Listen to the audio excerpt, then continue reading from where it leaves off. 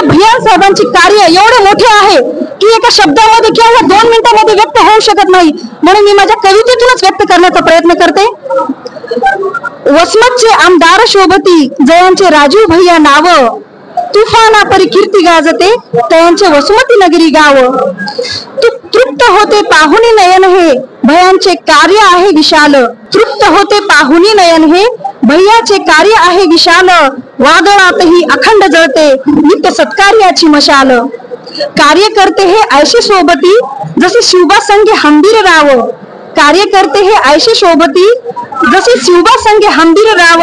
देता साध प्रतिसादास्तव जमतो क्षणात गाव, पाहता अवाका कार्याचा होती सान थोर रे दंग, सुगंधा परी कीर्ती दरवळे दाही दिशा उधळीत रंग। कधी पंढरपूर कधी माहूरची घडविली तयांनी वारी, कधी पंढरपूर कधी माहूरची घडविली तयांनी वारी। प्रेम देऊनी भक्तांचे हे बनले गरिबांचे कैवारी, प्रेम देऊनी भक्तांचे बनले गरिबांचे कैवारी। ग्रंथालयनी अभ्यासिकेचे केले दरवाजे हो खुले, आदर्श आपुला देश घडवण्या सज्ज झाली युवा मुले।